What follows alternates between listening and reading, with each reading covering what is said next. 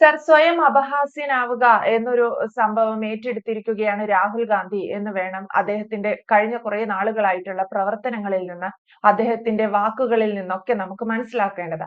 കഴിഞ്ഞ ദിവസം അദ്ദേഹം കുറെ തെരഞ്ഞെടുപ്പ് കമ്മീഷനെതിരെ എന്ന് പറഞ്ഞ് കുറെ തെളിവുകൾ പൊക്കിപ്പിടിച്ചു വന്നിരുന്നു. അതിൽ അദ്ദേഹം അനധികൃതമായി വോട്ടർ ലിസ്റ്റിൽ ആളുകളെ ചേർത്തു എന്നൊക്കെയായിരുന്നു വലിയ രീതിയിൽ ആരോപിച്ചത്. മിക്ക മാധ്യമങ്ങളിൽ അത് വലിയ ബിഗ് ബ്രേക്കിംഗ് വാർത്തയുമായിരുന്നു.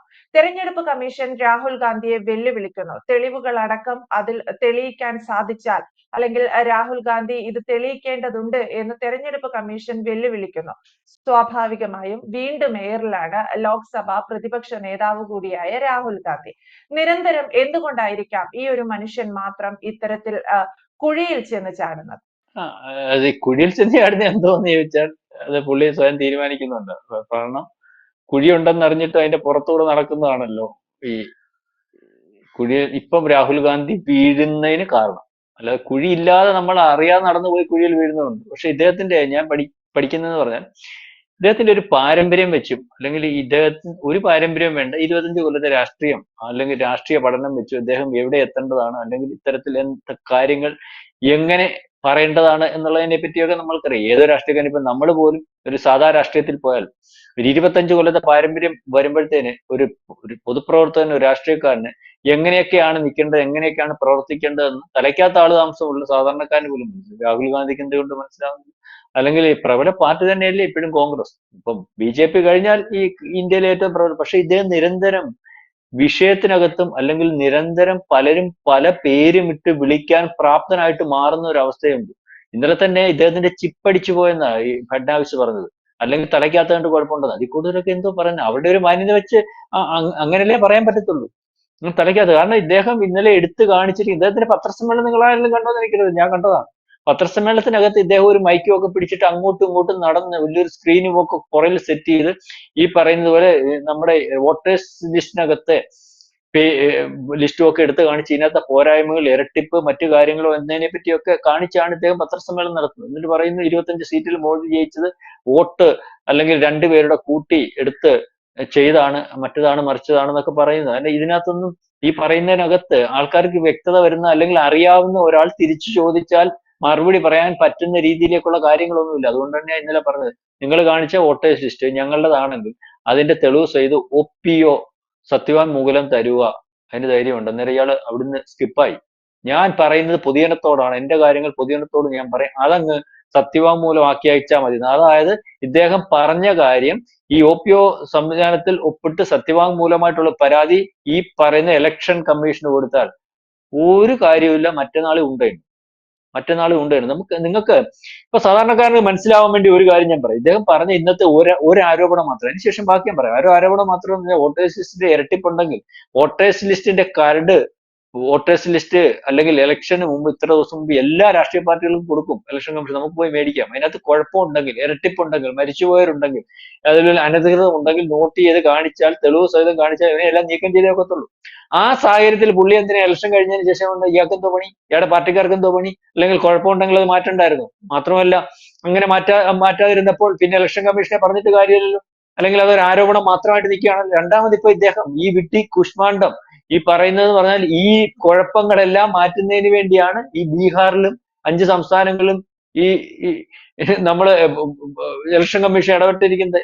ഇല്ല ചത്തോനെ നീക്കം ചെയ്യുകയാണ്, ഇവിടെ ഇല്ലാത്തവനെ ആരാന്ന് കണ്ടെത്തുകയാണ്. അതായത് അനധികൃതമായിട്ട് ആരെങ്കിലും വോട്ടർ ലിസ്റ്റിൽ കടന്നുകൂടിയിട്ടുണ്ടെങ്കിൽ അതിന്റെ ട്രൈ, അതിനുവേണ്ടി മറ്റന്നാൾ സമരത്തിന് പോവുക.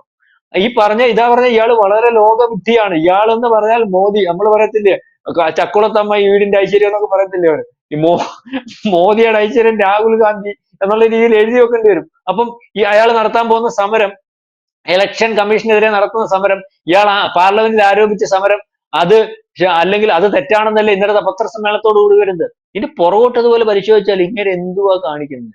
ഇയാൾ അവരുടെ ഭരണം ഇരുന്ന സമയത്ത് ഇയാൾ വിട്ടിയായിരുന്നു. അതിനുശേഷം ഇയാൾ വിട്ടിയ, നിങ്ങൾക്കറിയാലോ മൻമോഹൻ സിംഗിന്റെ കാലത്ത് ഒരു പത്രസമ്മേളനത്തിനകത്ത് എന്നിട്ട് ആ പാവം പിടിച്ചോണ്ട് അതിന് പേപ്പറിൽ വലിച്ചു കയറിയ ഒരു കഥ അവർ, പക്ഷെ നീതുവിനൊക്കെ അറിയാവുന്ന എനിക്കറിയത്തില്ല.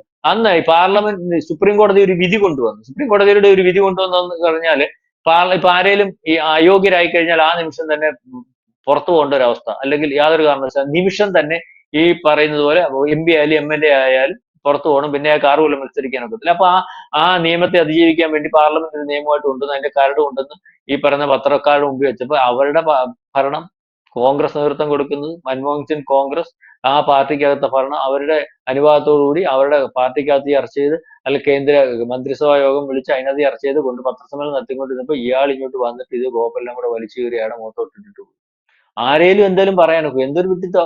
വേറെ ആരെങ്കിലും ആയിരുന്നെങ്കിൽ, ശകലെങ്കിലും നാണമുള്ള ഒരാളായിരുന്നെങ്കിൽ അന്ന് രാജിവെച്ചിട്ട് പോകാൻ. ആ മൻമോഹൻ സിംഗ് അതും സഹിച്ചു. അതിനുശേഷം 2019 ഈ പറഞ്ഞതുപോലെ നമുക്കറിയാമല്ലോ, തെളിവ് ചോദിച്ച സംഭവം പുൽഗാമ ഭീകരാക്രമണം. പുൽഗാമ ഭീകരാക്രമണത്തിനകത്ത് ഇന്ത്യ മൊത്തവും, ലോകം മൊത്തവും, ഇന്ത്യക്കകത്ത് ആൾക്കാർ മൊത്തവും 44 ജവാന്മാർ മരിച്ച സമയത്ത് ആ പറയുന്നതിനകത്ത് ഇയാൾ പറഞ്ഞു നമ്മുടെ ഇന്ത്യ ഗവൺമെന്റ് കൊന്നതാണ്, ജവാന്മാരെ കൊന്നതെന്ന് പറഞ്ഞ ആരോപണം കൊണ്ടുവന്നു. ഇന്ത്യക്കകത്ത് നിന്നവർ മൊത്തം വെറുപ്പായി. അതിനുശേഷം തിരിച്ചടി കൊടുത്തു ഇതിന്. അന്നേരം പട്ടാളക്കാരോട് തെളിവ് ചോദിച്ചു. അതുകൊണ്ട് തന്നെയാണ് ഇയാൾ 2019 തോറ്റുപോയത്. അന്ന് തന്നെ അറിയാം 2019 ഇയാൾ വേറെ സാധനം കൊണ്ടുവന്നു. നരേന്ദ്രമോദി പറഞ്ഞു ഞാൻ ചൗക്കീദാറാന്ന് പറഞ്ഞു. അതായത് ഞാൻ രാജ്യസേവനാന്ന് പറഞ്ഞു. ഇയാള് ചൗക്കീദാർ ചോർക്കയെന്ന് എന്ന് പറഞ്ഞിട്ട് ഇയാളങ്ങ് ഇറങ്ങി. ഇയാളെ ചൗക്കീദാർ ചോർക്ക എന്ന് പറഞ്ഞപ്പോ അങ്ങനെ പറയല്ലേ എന്ന് ബാക്കി കോൺഗ്രസ് നേതാക്കന്മാരും പറഞ്ഞില്ല. ഇയാൾ മാത്രം ഇത് കൂവിക്കൊണ്ട് നടന്നു.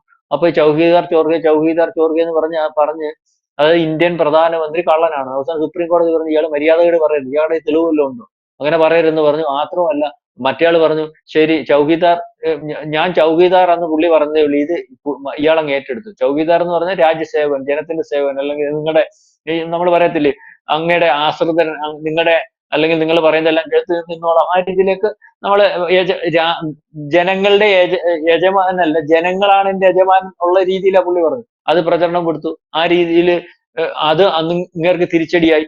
അപ്പം ഇതിന് ശേഷം ഇപ്പൊ പഹൽഗാമിന്റെ വിഷയം നിങ്ങൾക്കറിയാം. പഹൽഗാമിനകത്ത് ഈ പറയുന്ന പോലെ ഇന്ത്യക്കകത്ത് രാജ്യസ്നേഹികൾ മൊത്തം ജാതിമത ഭേദമന്യേ അതിന്റെ കൂടെ വന്നപ്പോൾ ലോകം മൊത്തം പഹൽഗാമിന് ശേഷം സിന്ധുവിന്റെ തിരിച്ചടിയിൽ ഇന്ത്യയാണ് ജയിച്ചതെന്ന് കാണുമ്പോൾ പാകിസ്ഥാന്റെ ഭാഗമായിട്ട് ഇയാൾ സംസാരിച്ചില്ലേ, പാർലമെന്റിൽ സംസാരിച്ചില്ലേ, ഏറ്റവും അവസാനം വിമാനത്തിന് കണക്ക് ചോദിച്ചില്ലേ, ഉണ്ടയുടെ കണക്ക് ചോദിച്ചില്ലേ.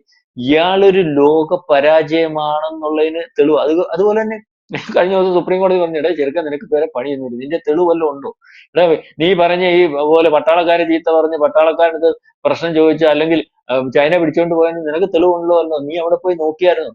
നീ ഇതെന്തോ വിവരക്കേട് പറയാം, മര്യാദകേട് പറയരുത് കേട്ടോ. മര്യാദകേട് പറഞ്ഞാല് ഈ പറഞ്ഞതുപോലെ ഞങ്ങൾക്ക് നടപടി എടുക്കേണ്ടി വരും. ആ രീതിയിലേക്ക് സുപ്രീം കോടതി പറഞ്ഞു. അതിന് പിങ്കിമോൾ വന്ന് പറഞ്ഞു അങ്ങനെയല്ല, സുപ്രീം കോടതിയോട് എനിക്ക് ബഹുമാനമുണ്ട്, എന്നാലും ഞങ്ങളുടെ ചേട്ടൻ ഇന്ത്യ വിരുദ്ധനൊന്നും അല്ല, ഇന്ത്യക്കാരൻ തന്നെയാണെന്ന് പറഞ്ഞു. വേറെ ആരും മറുപടി പറയാനില്ലാത്തപ്പോൾ അയാൾ വന്ന് പറഞ്ഞു. അതിനുശേഷം ഇന്നലത്തെ ഷോയോ.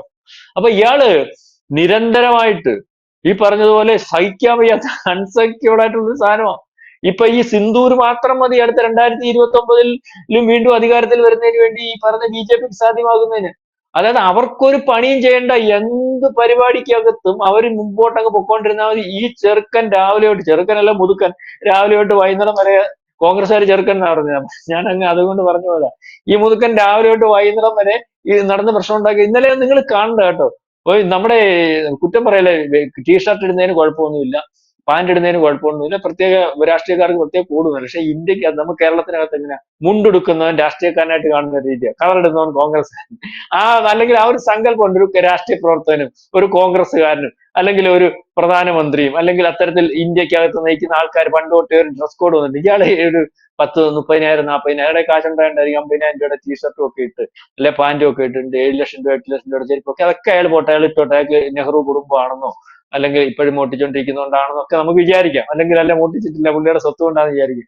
പക്ഷെ ഇന്നലെ ഇട്ട ഒരു ജിം ട്രെയിനർ ഇടുന്ന പോലെ ഒരു ടീഷർട്ട് ഇവിടം വരെയൊക്കെ ഉള്ള, എന്നാൽ ഇയാളുടെ മസിലും ഒക്കെ കാണിക്കണം. പുള്ളി വിചാരിച്ചു ഇനി മസിൽ കാണിച്ചാൽ ചെറുപ്പക്കാരുടെ ഓട്ടോ, പെണ്ണുങ്ങളുടെ ഓട്ടോ, അല്ലെങ്കിൽ മസിൽ ഇല്ലാത്തത് വെളിയിൽ കാണാത്തത് കൊണ്ടാണ് ഞാൻ ജയിക്കാത്തത് എന്നുള്ള രീതിയിലൊക്കെ വിചാരിച്ചായിരിക്കും. ആ രീതിയിലേക്ക് ഒരു കവറച്ചട്ടം നിൽക്കുന്ന രീതിയിലേക്ക് നിന്ന് കാര്യങ്ങൾ പത്രസമ്മേളനമൊക്കെ നടത്തി. അതായത് ഇയാൾക്ക് ഒരു രീതിയിലും ഇന്ത്യയുടെ പാരമ്പര്യവും ഇന്ത്യയുടെ രാഷ്ട്രീയവും ഇന്ത്യയിൽ എന്ത് പറയണം, ഇന്ത്യക്കാരന്റെ പൾസോ ഒന്നും മനസ്സിലാക്കി മുന്നോട്ട് പോകാൻ പറ്റുന്ന ഒരു രാഷ്ട്രീയക്കാരനായിട്ട് നമുക്ക് തോന്നില്ല. ഏതായാലും അനുഭവം ഉണ്ട് എന്നൊക്കെ പറഞ്ഞാണ് കഴിഞ്ഞ ദിവസം വന്ന് അത് അദ്ദേഹത്തിന്റെ കയ്യിലിരുന്ന് തന്നെ പൊട്ടിയിട്ടുണ്ട്. ഇനി ആ പൊട്ടലിനകത്ത് ഉണ്ടായ ആഘാതം എത്ര വലിപ്പത്തിലുള്ളതാന്നുള്ളത് 2029 അല്ലെങ്കിൽ അതിനു മുമ്പ് വരാനിരിക്കുന്ന 5 സംസ്ഥാന തെരഞ്ഞെടുപ്പുകളും ഒക്കെ മനസ്സിലാവും. ഏതായാലും ഇയാളെയും കൊണ്ട് അവരങ്ങ് വലഞ്ഞു. ഈ പറഞ്ഞ് പണ്ട് പാലാഴി കടഞ്ഞപ്പോ കാളകൂടം വിഷം എടുത്തിട്ട് ദോഷം ചെയ്യരുതെന്ന് പറഞ്ഞുകൊണ്ട് മഹാദേവൻ വിഴുങ്ങി.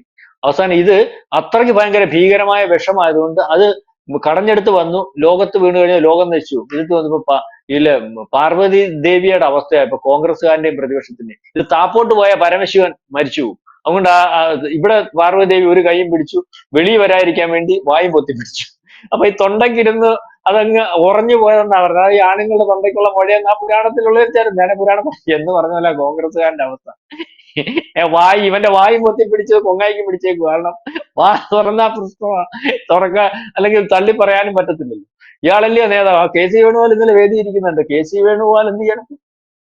പുള്ളിയുടെ നിലനിൽപ്പിന് ഇയാൾ പറയുന്നില്ല ശരിയാ ശരിയാ സാർ ശരിയാ സാർ ശരിയാ സാർ എന്ന് പറഞ്ഞു നോക്കുന്നുള്ളൂ. അപ്പം ഇത് കോൺഗ്രസിന്റെ ഒരു വലിയ ത്രെട്ടാണ്. ഏതായാലും നമുക്ക് പറഞ്ഞ് അവസാനിപ്പിക്കാൻ കൂടുതൽ പറയാനാണെങ്കിൽ ഒത്തിരി ഉണ്ട്. പറഞ്ഞാൽ തീരത്തുമില്ല, ഇയാൾ നന്നാവത്തുമില്ല.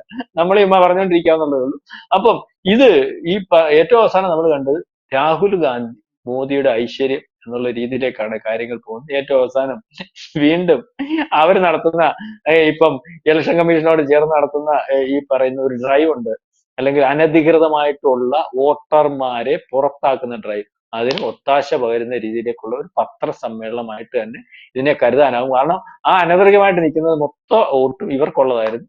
അതിനിപ്പം സുപ്രീം കോടതി ചെന്നാലും എവിടെ ചെന്നാലും നേട്ടമുണ്ടാവുന്ന രീതിയിലേക്കാണ് കാര്യങ്ങൾ. ഇന്നലെ സുപ്രീം കോടതിയിൽ ആരാണ്ടൊക്കെ 10-62 പേര് പോയിട്ടുണ്ട് ഈ അനധികൃതമായിട്ട് ഞങ്ങളെ ഒഴിവാക്കുന്നതിനകത്ത് ഇടപെടണമെന്ന് പറഞ്ഞു. അതിനകത്ത് ഒരു ഇന്ത്യ മുന്നണി നേതാക്കന്മാരെയും കണ്ടില്ല. അതായത് അത് അനധികൃതമാണെന്ന് അവർക്കറിയാം. കോടതി പരിശോധിക്കുമ്പോൾ ഈ തെളിവ് ഈ പറയുന്നത് പോലെ ഇലക്ഷൻ കമ്മീഷനോട് ചോദിക്കുമ്പോൾ അത് ബോധ്യപ്പെടും. അതോടുകൂടി അത് പരാജയപ്പെടും എന്ന് അവർക്കറിയാം. അത് ഏതായാലും ഇന്ത്യക്കകത്ത് അനധികൃതമായിട്ട് നടത്തുന്നതിന്റെ എല്ലാം വ്യക്താക്കൾ, അല്ലെങ്കിൽ ഇന്ത്യയുടെ ശത്രുക്കളുടെ വ്യക്താക്കളായിട്ട് പ്രതിപക്ഷ നേതാവും ഇപ്പൊ രാഹുൽ ഗാന്ധിയും പ്രതിപക്ഷവും ഒക്കെ മാറുന്നതായിട്ട് ജനങ്ങൾക്ക് തോന്നിയിട്ടുണ്ടെങ്കിൽ അത് തന്നെയാണ് തെളിയിക്കുന്ന രീതിയിലേക്കുള്ള കാര്യങ്ങളും പ്രസ്താവനകളും പ്രവർത്തികളും ഒക്കെ ആയിട്ട് തന്നെയാണ് ഇദ്ദേഹം മുന്നോട്ട് പോകുന്നത്. യെസ്, എന്തായാലും രാഹുൽ ഗാന്ധി വീണ്ടും വീണ്ടും പരിഹസിക്കപ്പെടുകയാണ്. കഴിഞ്ഞ കുറച്ച് ദിവസങ്ങൾക്ക് മുൻപ് നമുക്കറിയാം രാഹുൽ ഗാന്ധി തെരഞ്ഞെടുപ്പ് കമ്മീഷനെതിരായി വലിയൊരു ബോംബ് തന്റെ കയ്യിലുണ്ടെന്ന് പറഞ്ഞിരുന്നു. പക്ഷെ ആ ബോംബ് കഴിഞ്ഞ ദിവസം രാഹുൽ ഗാന്ധി പൊട്ടിക്കാൻ വേണ്ടി പുറത്തെടുത്തെങ്കിലും പൊട്ടിയില്ല എന്ന് വേണം ഇതുവഴി മനസ്സിലാക്കാൻ. വീണ്ടും ട്രോളുകളിൽ രാഹുൽ ഗാന്ധി നിറയുകയാണ്. പതിവ് പോലെ എയറിലാണ്. വ്യക്തമാണ്. Thank you Prashanth. കൂടുതൽ വാർത്തകളും വിശേഷങ്ങളും നിങ്ങളിലേക്ക് എത്താൻ ABC മലയാളം സബ്സ്ക്രൈബ് ചെയ്യുക, ബെൽ ബട്ടണും അമർത്തുക.